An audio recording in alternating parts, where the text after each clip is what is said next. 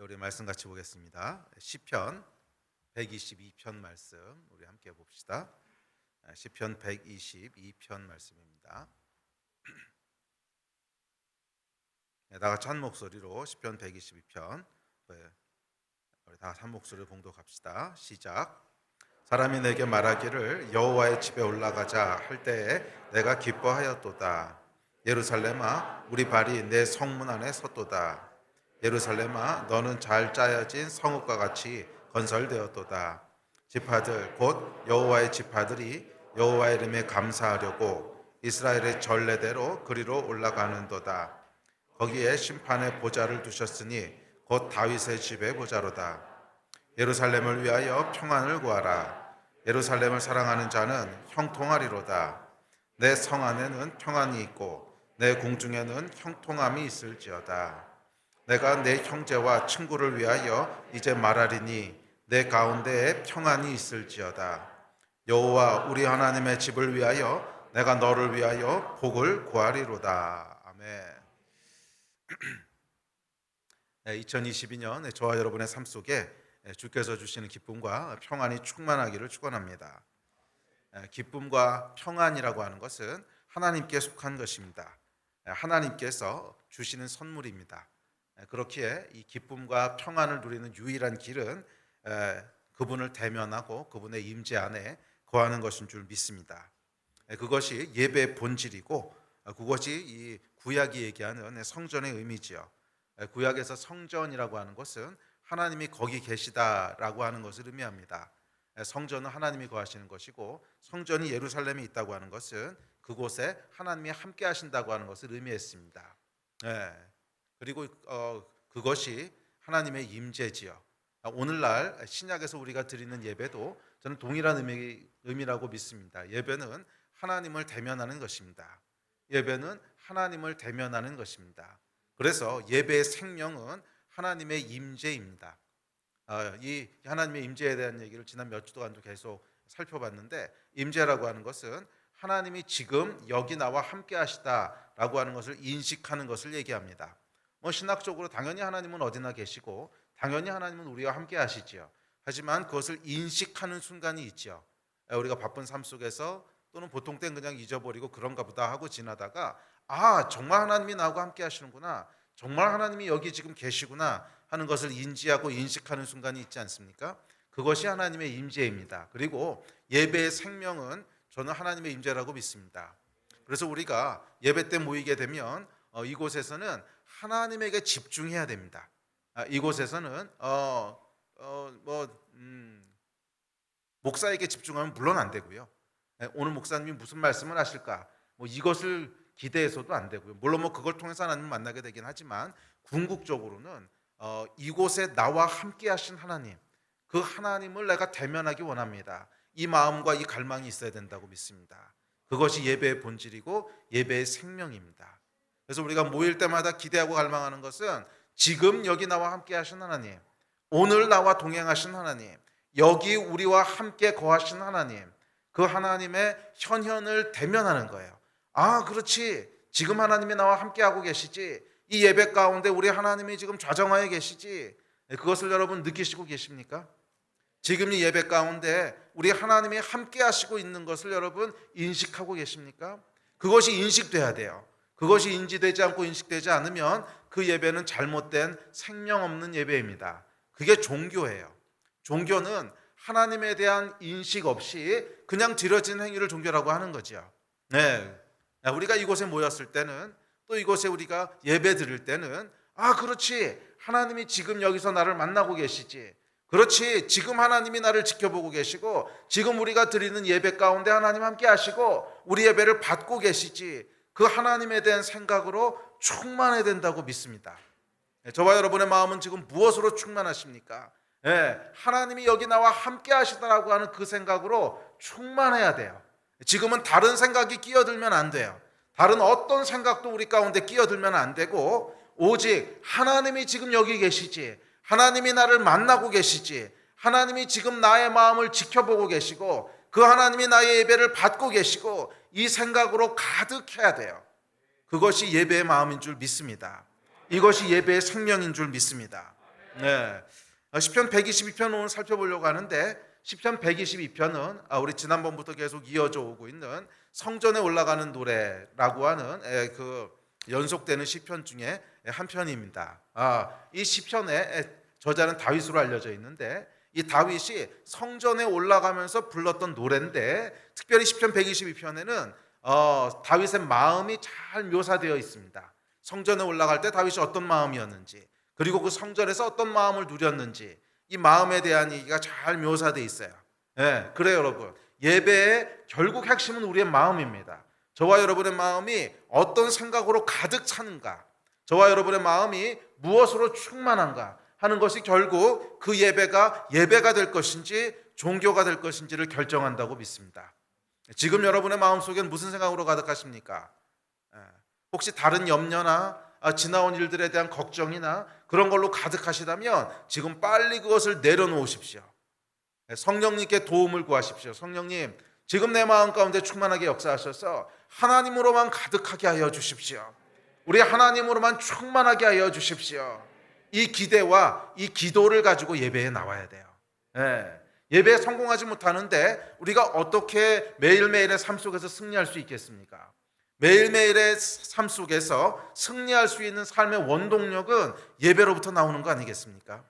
예배 때 우리가 하나님으로 가득하고 예배 때 살아계신 하나님을 대면하고, 그렇지 그 하나님이 지금도 살아계셔서 그렇지 그 하나님이 지금도 나와 동행하고 계시지 하는 것이 예배 때 새롭게 우리 마음 가운데 부어지고 새롭게 우리 마음을 리뉴하지 않는데 어떻게 매일매일의 삶 가운데 승리하면서 살겠어요? 예배도 실패하는데 어떻게 삶을 성공하겠습니까? 예배에 성공합시다. 2022년 한 해는 예배에 성공하는 한 해가 되기를 간절히 소원합니다. 그래야 우리가 매일매일의 삶 속에서 승리할 수 있게 될 줄로 믿습니다. 예배의 승리가 곧 삶의 승리로 이어질 줄 믿습니다. 그리고 예배의 승리는 뭐예요? 우리의 마음에 달린 거예요. 어떤 마음으로 우리가 예배에 임하는가, 그 예배를 통해서 어떤 마음을 하늘로부터 받게 되는가 하는 이것이 우리의 예배가 성공할 것인지 실패할 것인지, 그 예배가 정말 예배가 될 것인지 아니면 그 예배가 종교가 될 것인지를 결정한다고 믿습니다. 성령님, 이 시간에 우리 마음을 우리 하나님에 대한 생각으로 가득 채워주십시오. 지금 하나님이 나와 함께 하시다고 하는 이 임재에 대한 감각으로 가득 채워주시기를 소원합니다. 이 마음 가지고 주 앞에 나가 예배하는 시간이 되기를 간절히 소원합니다. 그래서 오늘은 시편 122편 말씀을 살펴보면서 이 말씀을 그냥 지식으로 배우는 것이 아니라 다윗이 성전 앞에 나아갔을 때 어떤 마음이었는지를 우리가 함께 살펴보면서 우리 안에도 그 마음이 충만해지기를 기대합니다. 우리 안에도 성령께서 이 마음으로 가득 채워주시기를 기대합니다. 그래서 우리의 예배도 다윗이 성전에 올라가서 그곳에 거하시고 그곳에 임재하신 하나님을 대면하였듯이, 성전에 올라갈 때마다 그 하나님을 만나고 대면하였듯이 우리의 예배 가운데도 하나님을 만나고 대면하게 되는 역사가 있게 되기를 축복합니다. 아멘. 우리 마음이 다윗을 가득 채웠던 그 성전에 올라가는 마음으로 충만해지는 그런 시간, 그런 예배가 되기를 소원합니다. 다윗이 성전에 올라갈 때 몇 가지 마음으로 가득했던 것들을 오늘 시편, 짧은 시편이지만 이 시편 말씀을 통해서 관찰해 볼 수 있습니다. 하나씩 살펴봅시다. 자, 먼저 1절입니다. 1절 우리 같이 읽겠습니다. 시작. 사람이 내게 말하기를 여호와의 집에 올라가자 할 때 내가 기뻐하였도다. 다윗의 마음에 첫 번째로 충만하였던 기쁨이었어요. 우리가 성전에 올라가자, 여호와의 집에 올라가자 할 때 그 마음이 기뻤다는 거예요. 예배를 기대하는 첫 번째 마음은 기쁨입니다. 예배 때 부어지는 첫 번째 마음도 기쁨입니다. 우리의 그 감정이라고 하는 것이 오늘 그 여러 가지 감정에 대한 이야기들을 할 텐데, 이 감정이 몇 가지 감정들이 이렇게 묘사가 되는데, 어떤 감정들은 내가 의지적으로 취해야 되는 감정도 있고, 어떤 감정들은 하나님께서 위로부터 부으시는 감정도 있어요. 그렇죠. 어떤 것은 내가 뭐 기쁘자 그런다고 기뻐지는 건 아니잖아요. 뭐 슬프고 싶어서 슬픈 사람이 어디 있겠어요. 그래서 어떤 감정들은 위에서부터 부어줘야 되는 것들이 있고, 어떤 감정들은 내가 의지적으로 선택해야 되는 감정도 있습니다. 그런데 이 감정, 특별히 하나님께서 우리 마음에 역사하시는 것을 보면 원리들이 있어요. 그 원리들은 뭐냐면, 먼저는 의지적으로 선택하는 거예요. 먼저는 의지적으로 선택할 때 그 마음 위에 하나님께서 축복하셔서 그 마음으로 충만하게 하세요. 예를 들어서 뭐 기쁨이다. 그럼 우리 마음이 뭐 처음부터 기쁘지 않을 수 있어요. 오늘 하루 종일 뭐 힘든 일이 있었다든지 아니면 요즘 내 삶이 사망의 음침한 골짜기를 지나고 있다든지 뭐 그럴 때면 여러분 뭐 기쁜 마음이 저절로 올라오지 않을 수 있어요. 그럼에도 불구하고 우리가 하나님 앞에 나아갈 때 기대하는 마음을 갖는 거예요. 이것은 나의 의지적인 선택이에요. 이건 나의 의지적인 선택이에요. 그렇지 않습니까? 오늘 내가 예배 드리러 가는데 이 예배 가운데 하나님을 대면하게 될 거야. 이것은 내가 의지적으로 가지는 기대예요. 그 기대를 선택할 것인지 아니면 뭐 예배 때 예배에 대한 아무런 기대감도 없이 아유 그냥 시간 됐으니까 가긴 가는데 그냥 아우 피곤하다 이런 마음으로 오는지는 나의 선택인 거예요. 이 선택 위에 하나님께서 그 마음을 부어주시는 거예요. 기대하는 마음, 그렇지 오늘도 하나님을 만나야지, 그렇지 오늘 예배 가운데도 하나님을 대면하게 되겠지, 이 마음을 내가 의지적으로 선택하고 그런 기대를 가지고 예배에 나오게 될 때 그 위에 하나님께서 기쁨이라고 하는 축복을 부으시는 줄 믿습니다. 그렇지 않고 예배에 대한 아무런 기대도 아무런 설렘도 없이 그냥 피곤해 죽겠는데 그래도 안 가기는 못하고 찝찝하고 가긴 가자 아무런 기대 없이 나왔는데 갑자기 하나님께서 그 위에 축복을 부으셔서 기쁘게 하시고 이런 일들은 잘 안 일어나더라고요. 특별히 하나님께서 초자연적으로 역사하실 때가 있긴 하지만 일반적으로 일어나는 일들은 아닌 것 같아요. 저희가 하나님에 대한 기대를 가지고 비록 내 마음은 피곤하고 어떨 때는 지치고 슬프고 우울하고 염려되고 그렇지만 그래도 오늘 예배에 나가면 하나님께서 뭔가 새 일을 행하여 주실 거야. 지금 내 마음은 내 마음대로 되지 않고 참 눌려있고 지쳐있고 피곤할지라도 내가 그래도 하나님 앞에 나가면 그 위에 하나님께서 축복하실 거야. 이 기대를 가지고 이 믿음을 가지고 그렇게 하나님 앞에 나올 때 그 예배 위에 하나님께서 축복하셔서 생각하지 못했던 기쁨의 은혜를 부으시고 생각하지 못했던 축복을 부으시는 줄 믿습니다. 사실 하나님께서 창조하실 때부터 저와 여러분 위에 누리기를 원했던 것은 기쁨인 줄 믿습니다. 그래서 아담과 하와를 창조하시고 처음 두신 곳이 어디예요? 에덴이었잖아요. 이 에덴은 기쁨이란 뜻이죠. 기쁨의 동산에 두셨다고 하는 것은 창조하시면서 하나님께서 의도하셨던 계획이 있어요. 내가 사람을 만들 텐데 이 사람들을 왜 만드는가? 그들이 기쁨을 누렸으면 좋겠어. 그래서 만드셨다는 거예요. 저와 여러분을 향한 하나님의 계획도 마찬가지인 줄 믿습니다. 저와 여러분을 하나님이 창조하실 때 왜 만드셨습니까? 얘네들이 기쁨을 누렸으면 좋겠어. 이 목적을 가지고 만드셨다는 거예요. 그것이 하나님의 계획입니다. 근데 참 슬프게도 하나님을 떠난 세상을 살면서 우리는 기쁨보다도 슬픔을 또 평강보다도 염려를 더 많이 누리는 게 아니지, 더 많이 휘둘리면서 그렇게 살아갑니다. 여호와의 구원이라고 하는 것은 이 슬픔과 고통 가득한 세상 속에서 하나님이 원래 주시려고 계획하셨던 기쁨을 회복하는 건 줄 믿습니다. 이게 하나님이 우리를 건지시기 원하시는 구원의 계획입니다. 내가 너를 원래 만들 때 기쁨을 주려고 만들었어. 지금은 네가 타락한 세상 가운데 살면서 염려와 걱정과 슬픔 속에 있지만 여호와 하나님의 구원은 우리를 다시 기쁨 가운데로 인도하는 것인 줄 믿습니다. 그리고 그 통로가 뭐냐면 예배예요. 예배. 왜냐하면 예배는 하나님을 대면하는 것이거든요. 그리고 시편 16편은 이렇게 얘기합니다. 시작. 주께서 생명의 길을 내게 보이시리니 주의 앞에는 충만한 기쁨이 있고 주의 오른쪽에는 영원한 즐거움이 있나이다. 그렇죠. 주의 앞에 기쁨이 있고 주의 오른쪽에 즐거움이 있다는 거예요. 그래서 여호와 하나님 앞에 나아가야 기쁨을 누릴 수 있게 되는 것이고 여호와 하나님 안에 거해야 기쁨을 누리게 되는 것입니다. 주님이 임재하시는 곳에 가야 거기서 기쁨을 누리게 되는 거예요. 내가 여호와 하나님의 임재를 통하여 그렇지 하나님이 여기 계시지 하는 것을 대면하게 될 때 거기서 뭐가 나온다는 거예요? 기쁨과 즐거움이 부어진다는 것입니다. 그래서 여러분 모든 예배는 모든 하나님의 임재는 기쁨의 장소입니다. 그래서는 성전이 또는 예배가 이 예배가 저와 여러분 가운데 기쁨을 흘려보내는 그런 통로가 되기를 주의 이름으로 축복합니다. 성경에 보면 하나님께서 항상 기뻐하라고 하셨습니다. 우리 다음 구절 볼까요?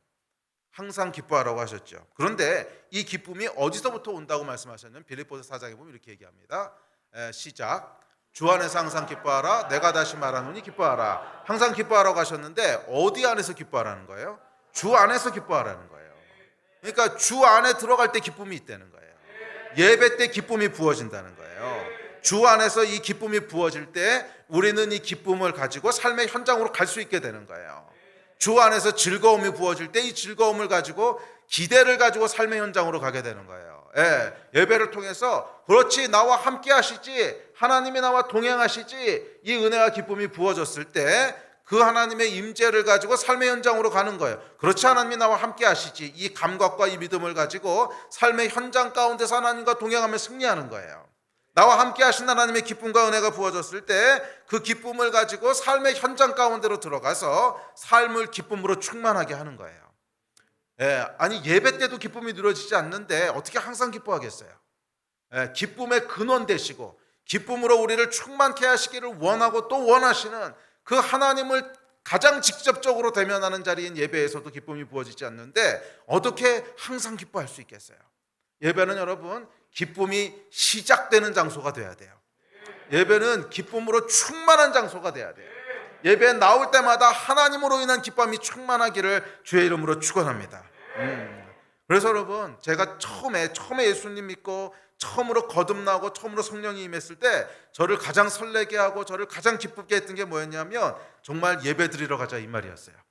다윗이 오늘 고백하듯이 여호와의 집에 올라가자 할 때 내가 기뻤었노라. 저는 이 말이 100% 1000% 공감이 되고 동의가 돼요.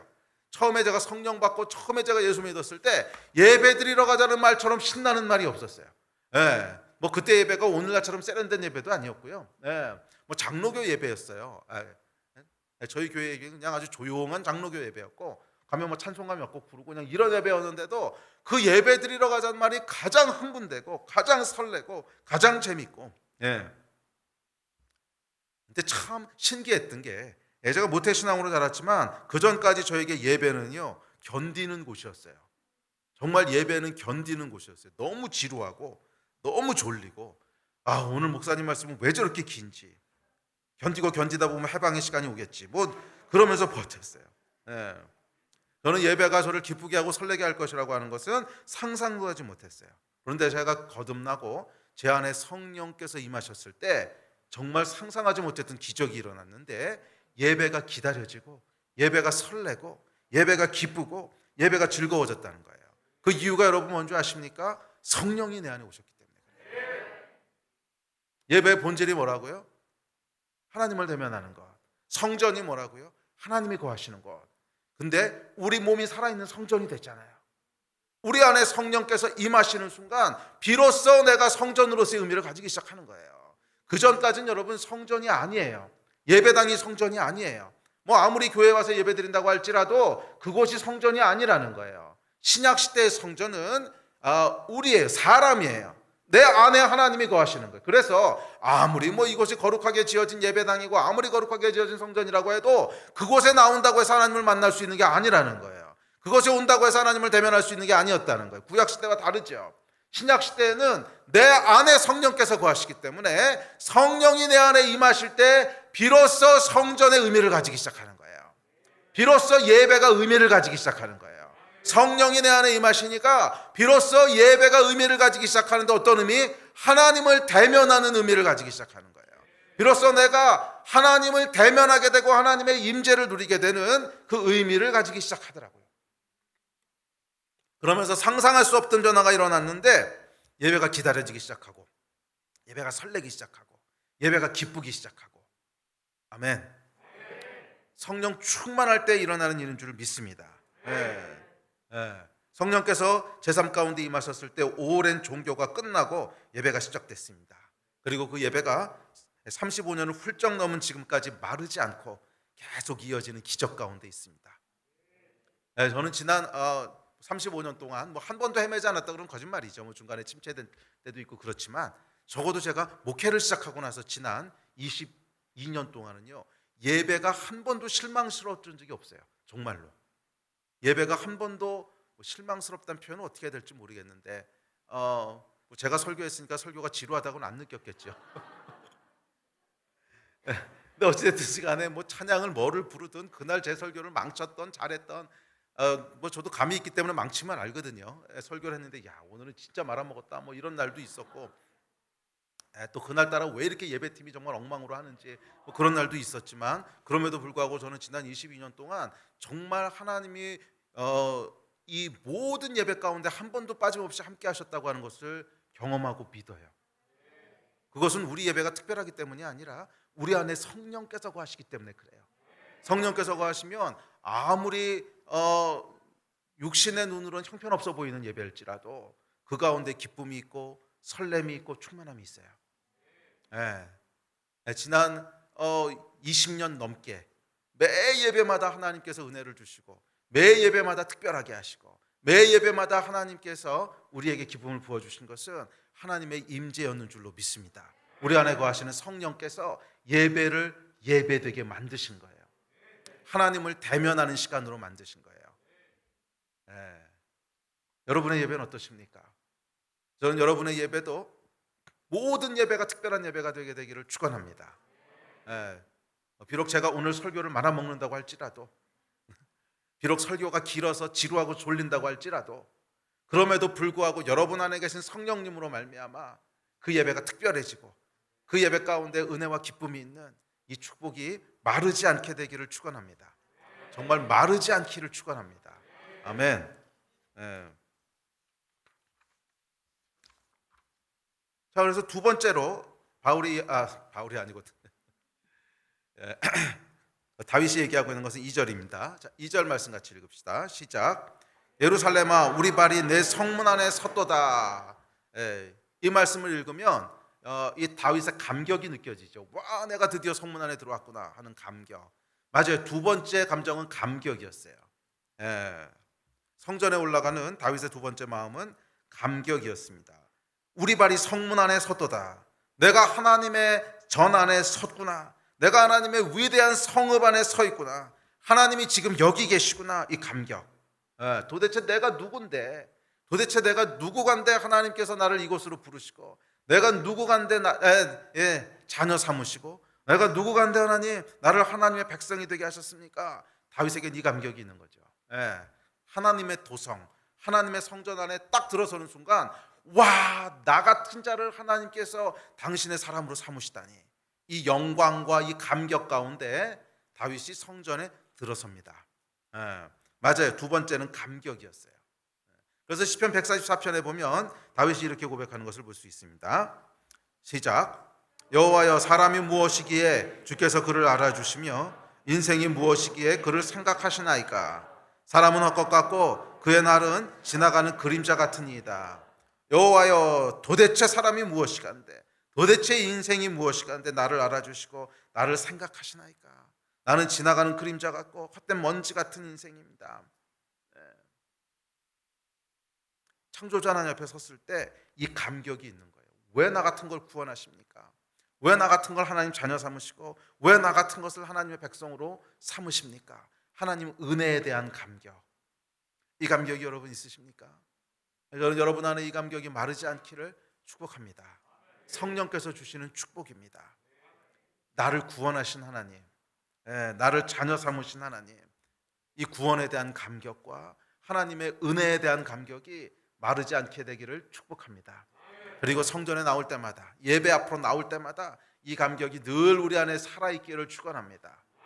참 슬프게도 여러분, 사람은요 이 감격과 은혜를 쉽게 잊어버립니다. 그렇지 않습니까? 말로는 여러분 그래야지 다 알고 아멘 하지만 항상 유지되지 않지요.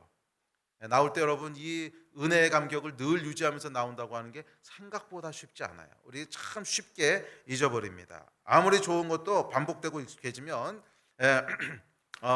아무리 소중했던 것이라고 해도 잊어버리게 되는 것이 인간이죠. 그래서 어떤 분은 이렇게 말씀하시더라고요. 죄, 타락의 핵심은 망각이다. 어떤 분이 이렇게 말씀하셨어요. 뭐 그 말을 제가 100%다 동의하는 건 아닌데 그래도 꽤 의미 있는 말이라는 생각이 들어요.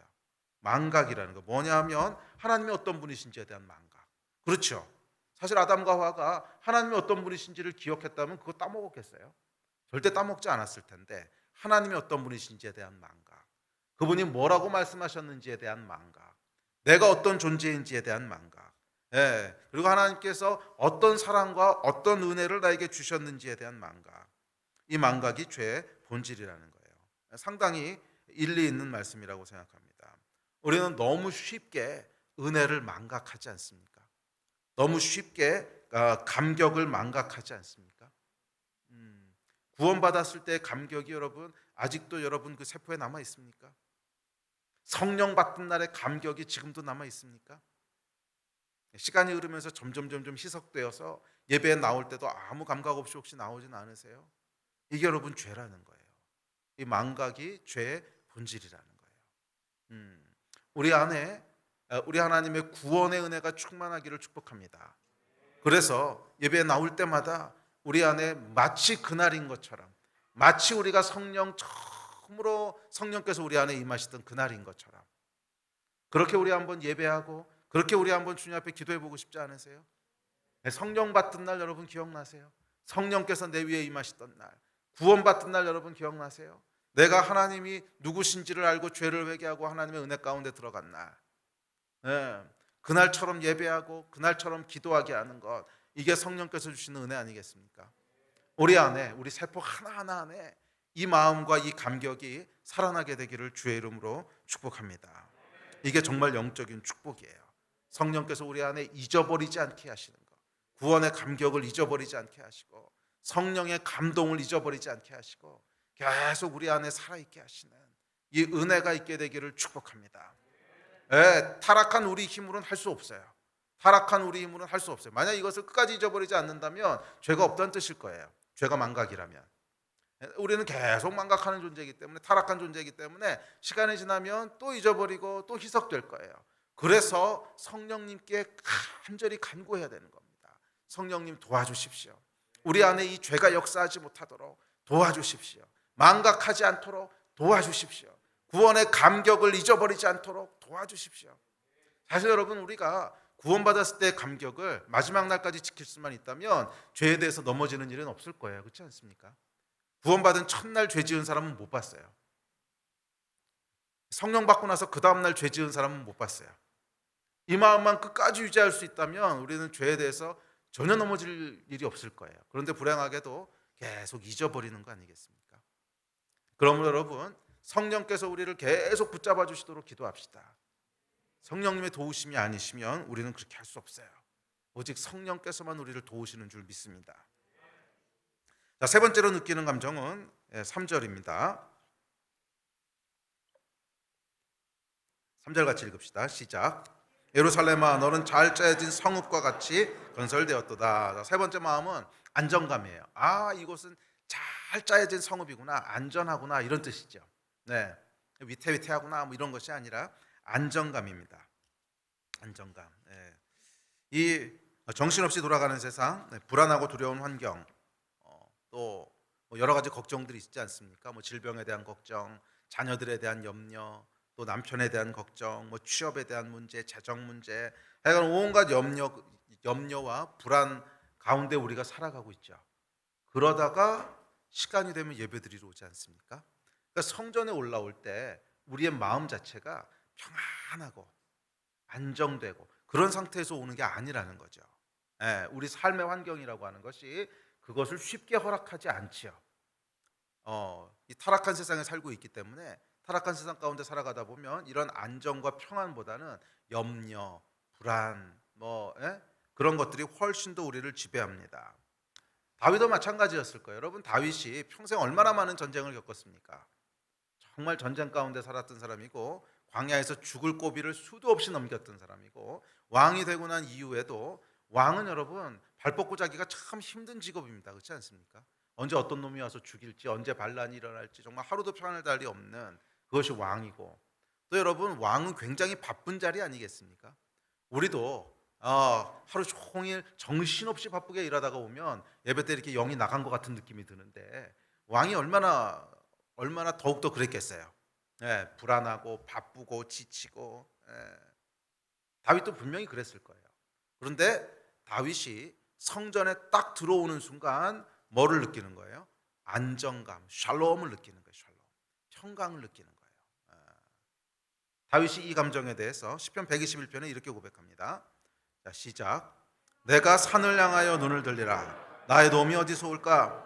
나의 도움은 천지를 지으신 여호와에게로소다. 여호와께서 너를 실족하지 아니하게 하시며 너를 지키시는 이가 졸지 아니하시리로다. 이스라엘을 지키시는 이는 졸지도 아니하시고 주무시지도 아니하시리로다. 아멘. 성전에 딱 올라가서 하나님을 보는 거예요. 내가 산을 향하, 이게 성전을 본다는 뜻이거든요. 성전을 딱 보는 순간 뭐가 리마인드 되는 거예요. 하나님이 여기 계시지. 성전을 딱 바라보는 순간 이 눈을 여러분 땅에 두고 계속 땅에서 일어나는 일들을 보고 있으면 맞아요. 불안하고 염려하고 뭐 이런 것에서 헤어나올 수가 없어요. 그런데 어느 순간 눈을 딱 들어서 하나님이 계신 곳을 보는 거예요. 그것이 여러분 예배입니다. 우리가 금요일 날 모이고 주일 날 모이고 또 주중에 모이고 하는 이유는 눈을 드는 시간을 갖는 거예요. 이렇게라도 모이지 않으면 여러분 우리가 눈을 들어 하나님을 볼 수 있는 여유가 없잖아요. 정신없이 돌아가는 세상 가운데 있다 보면 그냥 거기 휩쓸려 가버리는 게 인간이지요. 그래서 이렇게라도 정해놓고 우리가 눈을 드는 시간을 갖는 거예요. 땅에서부터 눈을 들어서 하나님을 바라보는 겁니다. 지금 이 시간은 여러분 눈을 들어 하나님을 바라보는 시간이에요. 그 일을 위해서 모인 거예요. 제가 앞서 시작할 때도 말씀드렸지만 예배는 다른 것을 위해서 모인 것이 아니에요. 이 예배 때 좋은 말씀을 듣기 위해서 모인 것도 아니고 오늘은 목사님이 무슨 말씀을 하실까 이거 위해서 모인 것도 아니에요. 예배는 눈을 들어서 하나님을 보기 위해 모인 거예요. 여기 계신 하나님, 지금 우리와 함께 하신 하나님, 그 하나님을 보기 위해서 모인 거예요. 그리고 그 하나님을 봐야 돼요. 그랬을 때 비로소 우리 안에 뭐가 와요? 안정감, 샬롬이 오기 시작합니다. 그렇지, 나를 지키시는 분이 계시지. 천지를 지으신 여호와 하나님, 졸지도 아니고 주무시지도 아니하시는 분, 실수도 없으시고 불가능도 모르시는 분, 그분이 나와 함께 하시고 그분이 나를 지키고 계시지. 이랬을 때 우리 안에 뭐가 오는 거예요? 평안이 오기 시작하는 거예요. 평안이 오기 시작하는 거예요. 불안과 염려가 눈 녹듯이 사라지고 평안이 우리 마음을 감싸기 시작하는 거예요. 눈을 들어 여호와 하나님을 바라볼 때마다 우리 마음이 평강을 누리게 되는 줄 믿습니다. 여러분 이거는 여러분들도 이 평강을 정말 누렸으면 좋겠어요. 저도 그래요. 저도 이 예배 때도 물론 이런 평강을 누리지만 이제 보통 때도 막 내가 이렇게 조바심을 느낄 때가 있거든요. 이거 안 되면 어떡하지? 이거 이러다 실패하면 어떡하지? 막 이럴 때가 있죠. 그럼 막 그 조바심 때문에 막 여기저기 전화 걸고 막 그거 하려고 막 계획하고 뭐 사람들한테 얘기하고 이것저것 하라 그러고 그러다가 어느 순간에 가만히 있어봐. 어차피 하나님이 하시는 거 아니야. 어차피 하나님이 하시는 거 아니야. 눈을 들게 되는 순간이 와요. 의지적으로 들어요. 가만히 있어. 내가 뭐 하고 있는 거지? 내가 뭐 하고 있는 거지? 아니야, 이렇게 하는 게 아니지. 어차피 하나님이 하시는 건데. 어차피 하나님이 날 지키고 계신데. 그 생각에다가 제 마음을 집중합니다. 제 마음을 딱 그 생각에 집중해요. 그렇지. 하나님이 지금 나를 지키고 계시지. 하나님이 이 상황을 붙잡고 계시지. 천지를 지으신 분이 나를 지키고 계시지. 거기에 제 마음과 생각을 딱 집중하는 순간 제 안에요 이렇게 안도감이 들어요. 평안한 마음이 들어요. 조바심 낼 필요 없지. 안 돼도 그만이지. 안 되면 하나님이 안 되게 하신 거니까 할렐루야지. 하지 말라는 거 아니야. 아멘. 그럼 그 다음에는 그냥 마음이 평안해져요. 정말이에요. 제가 평강을 누리는 비법입니다. 단순한 것 같지만 전 여러분들에게도 이 평강이 임했으면 좋겠어요. 조바심 나고 힘들고 불안하고 할 때 잠깐만 눈을 들어서 하나님을 바라보세요. 잠깐만 눈을 들어서 그렇지, 하나님이 계시지. 이거 하나님이 지금 지키고 계시지. 이거 안 되면 뭐 안 되는 것도 하나님께서 지키시는데 안 된 거니까 하나님의 뜻이지. 항상 좋은 거 주시는 분이신데 뭐. 그랬을 때 우리 안에 평강이 임하기 시작합니다. 이게 하나님이 주시는 샬롬이에요. 원래 인간은 여러분 이 샬롬 가운데 살아가도록 지으신 거예요. 원래 하나님과 동행하도록 만드셨거든요. 에덴 동산에서 하나님과 함께하도록 지음받았거든. 하나님이 우리를 완전하게 지키시고 있기 때문에 우리가 불안해하지도 않고 염려하지도 않고 이 샬롬 가운데 지내도록 그렇게 만드셨어요. 이 복이 다시 회복되는 것이 구원입니다. 저와 여러분의 삶 가운데 이 샬롬의 복이 충만하게 되기를 주의 이름으로 축복합니다. 그래서 여러분 예전부터 보면 이 하나님의 집에는요 마음이 불안했던 사람들이 많이 나와서 기도했어요. 마음이 불안했던 사람들이 많이 나와서 기도했어요. 재정적으로 큰 어려움이 있거나 아니면 질병의 문제가 있거나 그런 분들이 예전에도 그랬어요.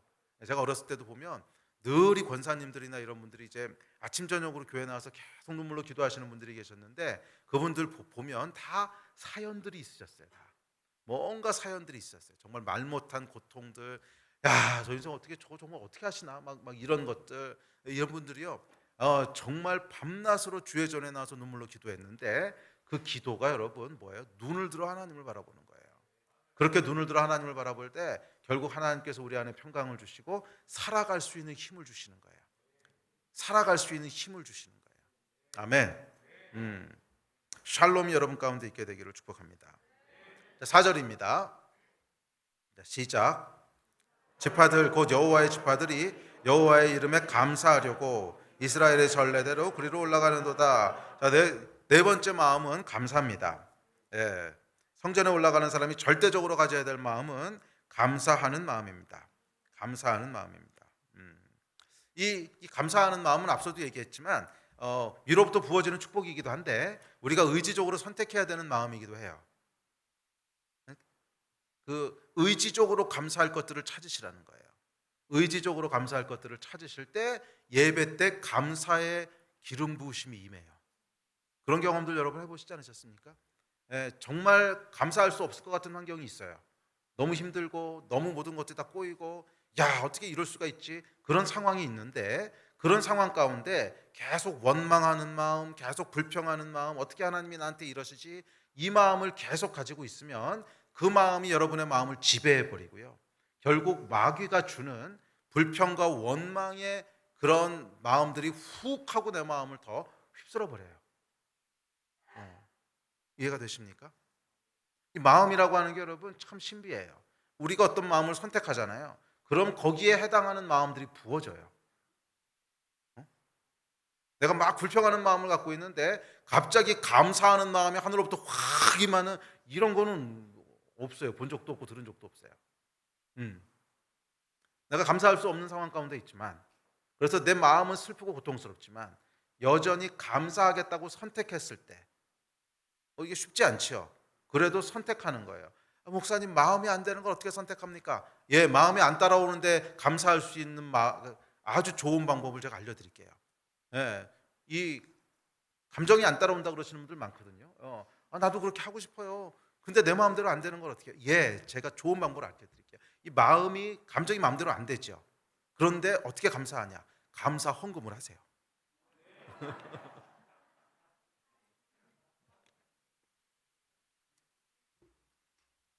의지적이라는 게 그런 거 아닙니까? 의지적으로 내가 감사하겠다고 하는 걸 표현하라는 거예요. 말로 하시든지, 말로 내 마음은 내 감정은 따라오지 않지만 내 입을 열어 감사를 선포하시든지, 아니면 정말 제가 우스갯소리처럼 얘기했지만 감사하는 헌금을 하나님께 드리시든지, 감사의 예물을 하나님께 드리시든지, 하여간 마음이 따라오지 않더라도 의지적으로 감사를 표현하시라는 거예요. 그랬을 때 그 위에 뭐가 임하는 거예요? 하나님께서 주시는 감사의 마음들이 막 부어지기 시작하는 거예요. 예. 정말 감사할 수 없을 때 감사를 표현하잖아요. 그러면은 상상할 수 없었던 감사들이 쏟아져 나오기 시작합니다. 예. 이건 내가 만들어내는 감사가 아니에요. 내 안에 계신 성령께서 막 만들어내시는 거예요. 상상할 수 없었던 감사의 제목들이 막 쏟아지기 시작해요. 예. 결국엔 내가 태어난 것까지도 감사하게 되고, 그리고 옛날에는 전혀 감사의 제목이라고 생각하지 않았던 것까지도 하나씩 하나씩 다 감사의 제목으로 막 사무치는 감사가 막 나오기 시작해요. 이게 뭐예요? 하늘로부터 부어지는 감사의 축복이에요. 감사의 영이 임한 거예요. Spirit of Thanksgiving. 이게 그냥 임하는 거예요. 근데 이게 언제 임하느냐 하면 내가 의지적으로 감사를 선택할 때 임하는 것이지, 그렇지 않고 계속 불평하고 계속 불만하고 뭔가 투덜거리고 있는데 그 위에 하나님께서 주는 감사가 임하는 이런 일은 일어나지 않습니다. 오히려 계속 투덜대리고 계속 불평하고 있는 일이 있으면 그게 더 강화돼요. 마귀가 틈을 타요. 마귀가 틈을 타서 그런 부정적인 마음들, 원망하는 마음들을 결국 되돌릴 수 없을 정도로 그 마음으로 휩쓸려 가버리게 돼요. 마귀에게 틈을 주지 마십시오. 마귀에게 틈을 주지 마세요. 불평하는 거 입에도 담지 마세요. 원망하는 거 입에도 담지 마세요. 마음에서는 올라올 수 있어요. 마음에서 그것들이 올라오는 걸 내가 어떡하겠어요. 그러나 입에도 담지 마세요. 마음에서 무슨 생각이 올라오든지 간에 여러분의 입과 여러분의 의지적인 선택은 늘 감사를 선택하세요. 정말로 제어가 안 되면 감사 헌금하세요. 정말로. 주님 감사합니다. 딱 봉투에다 넣어가지고 감사 헌금하세요. 의지적으로 선택하시라는 거예요. 그랬을 때 하나님께서 그 위에 축복하세요. 우리의 마음과 생각을 지켜주세요. 우리의 마음과 생각을 지켜주세요. 아멘. 혹시라도 힘들고 지치고 불평하는 마음으로 이 자리에 오신 분이 있다면 오늘 의지적으로 이것을 돌이키시기를 바랍니다. 감사의 선포를 하시고 감사의 표현을 하시고 그래서 하늘로부터 임하는 감사의 은혜가 임하는 시간이 되게 하시기를 주의 이름으로 축원합니다. 그래서 여러분 성전에 올라올 때는 하나님 앞에 하나님께 받은 복을 세면서 나와 보십시오.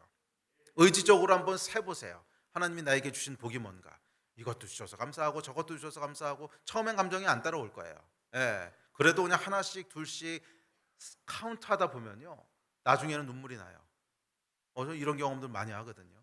처음엔 잘 안 돼요. 처음엔 마음도 힘들고 짜증나고 뭐 이제 그러는데 그래도 하나님께서 주신 복들을 하나씩 둘씩 카운트하다 보면 나중에는 제 마음이 감사의 마음으로 막 충만해져 있는 것을 보게 돼요.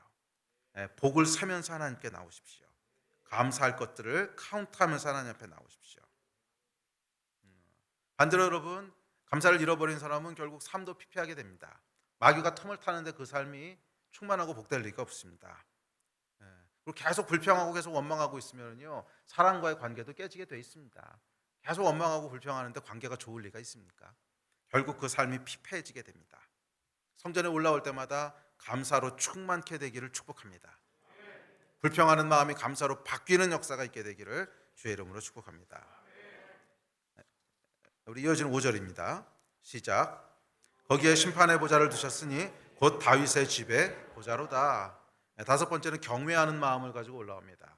하나님은 심판주이시고 하나님은 통치하시는 분이십니다. 이 마음을 가지고 올라옵니다. 순종의 마음, 경외하는 마음, 하나님께 굴복하는 마음, 하나님을 존경하는 마음, 이 마음을 가지고 다윗이 올라옵니다.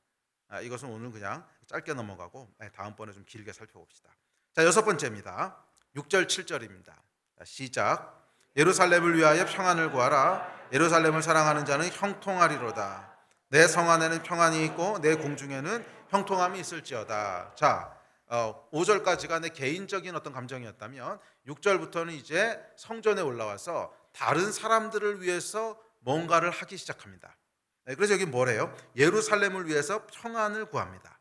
예루살렘을 위해서 평안. 이 예루살렘이라고 하는 것은 하나님의 나라를 상징하죠. 그 당시에 예루살렘은 당연히 하나님의 나라를 상징합니다. 주의 백성들. 그래서 성전에 올라와서 주의 백성들의 평안을 구하는 거예요. 주의 백성들의 평안을 비는 거예요. 근데 이것은 구약에서 다윗만 했던 얘기가 아니라 예수님께서도 이 말씀하셨잖아요. 예수께서 예루살렘 평안을 위해서 기도하라고 말씀하시죠. 주의 백성들의 평안을 위해 기도하라는 것입니다.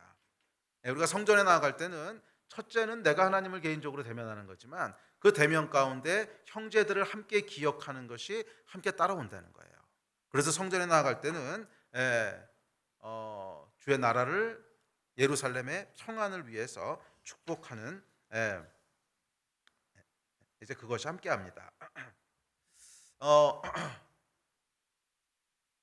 성전은 저는 교회는 그래서 축복하는 곳이라고 믿습니다. 성전은 여러분 축복하는, 교회는요 축복하는 곳입니다. 교회는 축복하는 곳입니다. 이웃을 축복하고 또 이 땅에 있는 교회들을 축복하고 열방을 축복하고 복을 비는 곳이 저는 성전입니다. 성전이라고 믿습니다. 자, 그랬을 때 약속하신 것이 있는데 뭘 약속하셨냐면 형통하게 하신다는 거예요. 형통하게 하신다는 거예요. 예루살렘의 평안을 위해서 기도하는 자는 형통하게 하신다는 거예요. 내 안에 평안이 있고 내 궁중에는 형통함이 있을지어다. 형통한다고 하는 건 뭐냐면 모든 일을 다 잘되게 하신다는 거예요. 아멘. 모든 일을 다 잘되게 하신다. 이게 형통하게 하시는 거예요. 맞아요. 우리 하나님 우리를 형통케 하시는 분인 줄 믿습니다. 저와 여러분을 형통케 하시는 분이신 줄 믿습니다. 물론 우리가 형통케 하는 것을 기대하고 주 앞에 나아가는 것만은 아니에요. 그렇지만 결과적으로는 그렇게 하신다는 거예요. 내가 해야 될 일이 있고 하나님이 하셔야 될 일이 있습니다. 내가 해야 될 일은 뭐예요? 예루살렘의 평안을 구하는 것이고 하나님이 하시는 일은 형통케 하시는 거예요. 요거 바뀌지 않게 조심하십시오. 내가 형통케 하는 걸 구했을 때 하나님이 형통케 하신다고 하시지 않았어요. 예루살렘의 평안을 위해서 구했을 때, 주의 백성들을 위해서 기도했을 때, 내 형제와 이웃들을 축복했을 때, 그때 하나님께서 형통케 하신다고 약속하셨잖아요. 이 약속의 말씀을 다시 한번 들여다보세요. 내가 형통케 함을 구했을 때 하나님이 형통케 하신다, 이렇게 말씀 안 했어요. 예루살렘의 평안을 위해 기도했을 때 하나님께서 형통케 하신다고 약속하셨어요. 내가 해야 될 파트가 있습니다. 그러니까 이게 여러분 조금 아주 미묘한 차이 같지만 중요한 차이예요. 미묘한 차이 같지만 중요한 차이예요. 우리는 여러분 주 앞에 나아갈 때 형통함을 바라고 나아가는 건 아니에요. 형통함을 구하면서 나가는 것이 기복신앙이라고 하죠.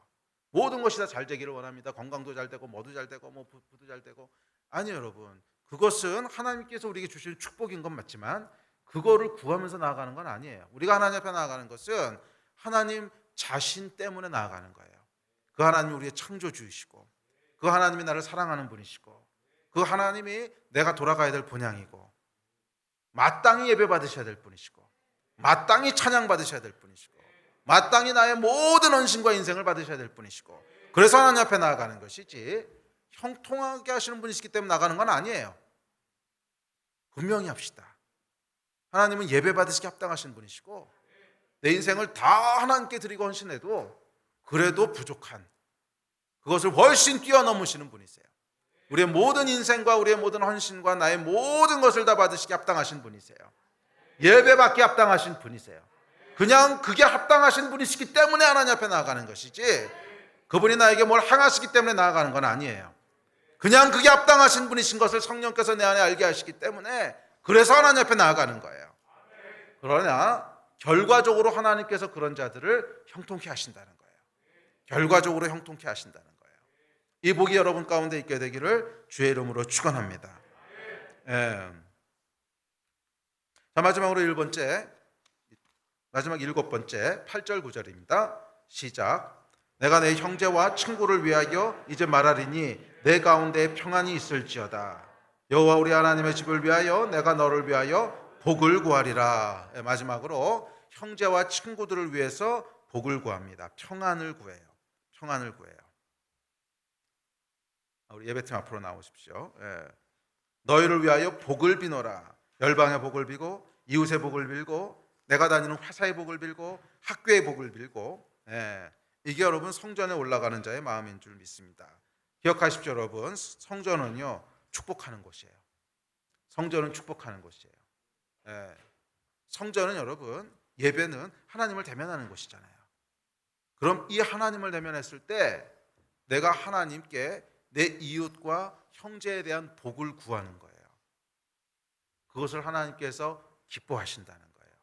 그래서 그렇게 구하는 자들을 형통케 하신다는 거예요. 아멘. 성전은 여러분 기억하십시오. 축복하는 곳입니다. 성전은 축복하는 곳입니다.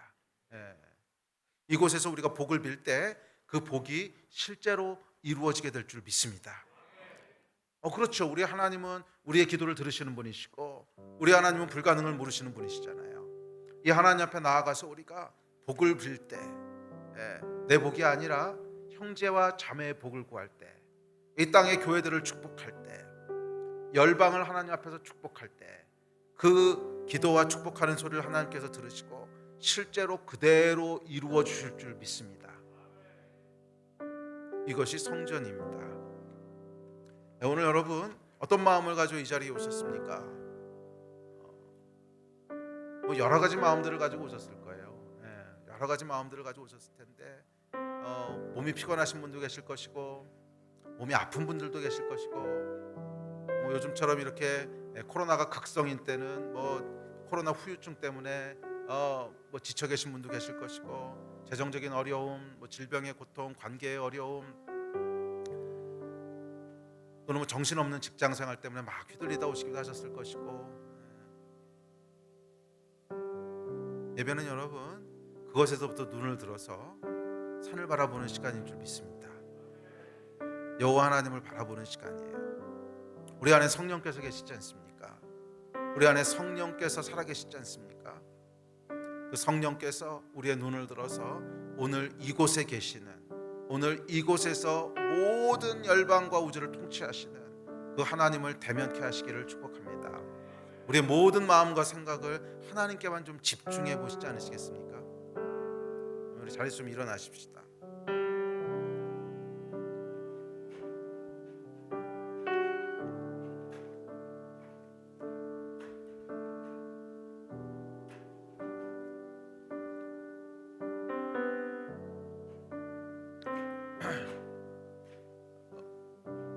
일단 여러분, 다른 모든 생각들을 좀 비웁시다. 다른 모든 염려들, 생각들, 몸이 너무 피곤해, 그 생각도 그냥 잊어버리세요. 생각을 다 비우고 하나님이 여기 계시다는 생각만에 집중하십시다. 하나님이 지금 여기서 우리를 지켜보고 계시고, 지금 이곳에 하나님이 우리의 예배를 받고 계시고, 우리 옆에서, 우리 뒤에서, 우리 위에서, 우리 안에서 우리와 함께하고 계세요. 나의 안고 서는 것을 아시고, 나의 모든 상황들을 알고 계시고, 내 상황들을 붙잡고 계세요. 믿으십니까? 사람은 불가능하다고 얘기하지만 그 상황을 하나님 붙잡고 계세요. 보이십니까? 그것에만 집중합시다. 우리 다른 거 다 잊어버리고 그것에만 집중합시다. 그렇지, 하나님이 계시지. 그렇지, 하나님이 여기 계시지. 나를 만드신 전능하신 분, 천지를 지으신 분이 여기 계시지. 졸지도 않으시고 실수하지도 않으시는 분이 여기 계시지. 지금 이곳에 충만하게 임재하여 계시지. 그 생각에만 여러분 집중하십시오. 우리 마음이 그 생각으로만 가득하게 하십시오.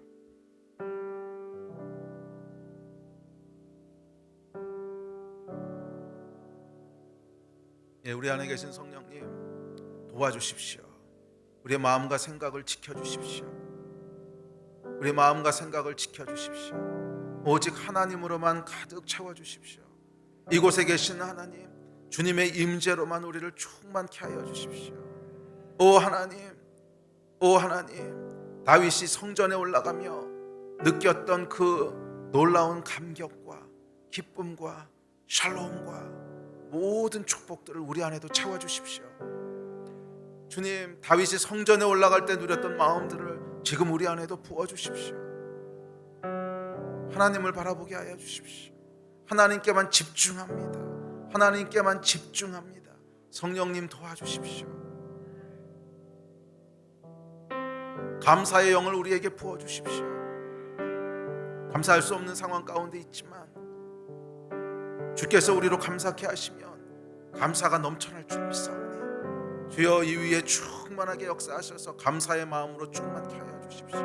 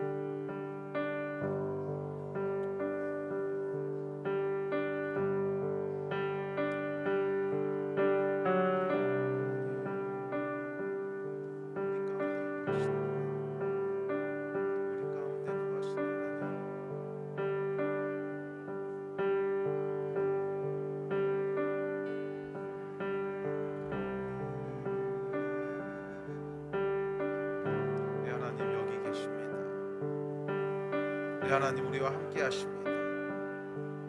하나님 이곳을 가득 채우고 계시며 우리 안에 거하시며 우리 삶에 함께 하시며 내 앞에서 내 뒤에서 내 옆에서 내 위에서 나와 함께 하십니다.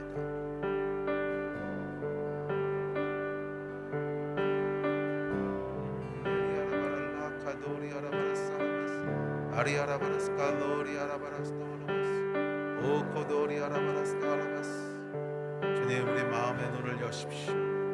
주님 주를 갈망하는 자들의 마음의 눈을 여시고 영의 눈을 여셔서 이곳에 계신 주를 보게 하여 주시고 이곳에 계신 하나님의 보좌를 대면하게 하여 주십시오. 육신의 눈이 아니라 마음의 눈을 열어 주십시오. 다윗의 눈을 여셔서 다윗으로 하나님을 대면하게 하셨던 주님 동일한 은혜를 우리에게 베풀어 주십시오.